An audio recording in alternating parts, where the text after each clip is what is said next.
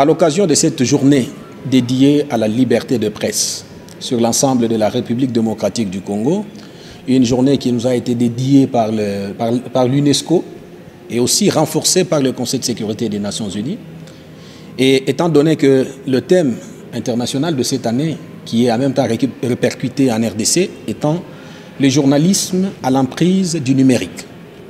C'est pourquoi je commence ce message tout en félicitant d'abord toute la presse qui s'est adaptée de l'analogique au numérique.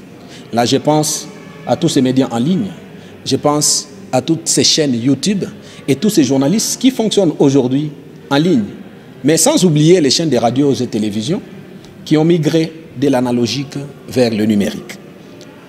Que nous rappelle cette journée? Ou c'est quoi la liberté de presse?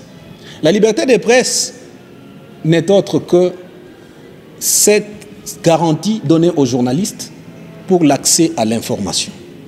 Les journalistes ont un rôle, celui d'informer la population après avoir traité les éléments bruts qu'il a eu à récolter dans la communauté.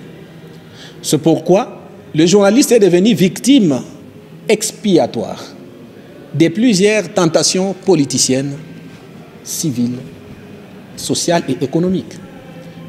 Le journaliste n'est aimé que lorsqu'il est écouté à la radio, que lorsqu'il est suivi à la télé, mais il est plus haï lorsqu'il est sur le terrain.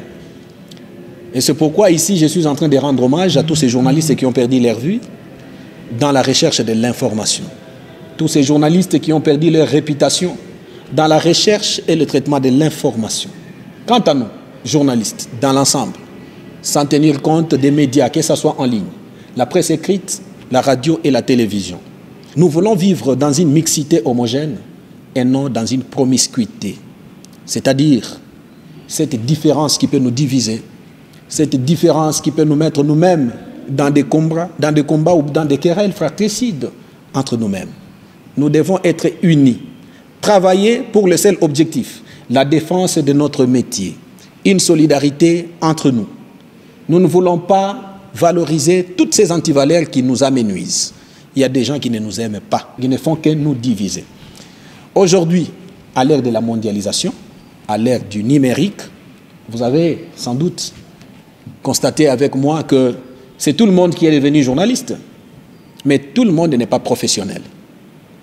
L'unique qualité qui nous reste, nous journalistes, c'est la professionnalité. C'est pourquoi je nous invite à demeurer professionnels. Tous ceux qui publient sur Facebook, WhatsApp, je ne sais pas quel autre réseau, Instagram et autres, sont des publicateurs. Ils ne sont pas des journalistes. Les journalistes sont ces gens-là qui sont couverts par l'éthique et la déontologie. Ils savent traiter leurs informations, ils savent très bien gérer l'information. Pas la désinformation, mais l'information. Je nous invite tous au professionnalisme. Je n'ai jamais cessé à nous rappeler cela. Nous sommes très victimes et l'unique façon de ne pas nous victimiser, c'est d'être objectif. Et j'invite en même temps nos partenaires, surtout la communauté politique, sociale, économique, religieuse et toute autre communauté qui se sert de médias comme moyen de communication, comme bretelle de communication, même à l'église. Parce qu'il y a des caméramans, des journalistes qui vont à l'église pour faire des émissions religieuses. Je nous invite à la confiance les uns et les autres, parce que nous sommes partenaires. Entre nous, il y a les liens de fraternité et de collaboration. Ne nous traitez pas comme des ennemis, donnez-nous les informations. Parce que l'accès à l'information, c'est ce qui fait les journalistes. Quand on a une information historique, on n'est pas journaliste, on est historien. Mais lorsqu'on a une information vérifiée sur terrain, là on est journaliste.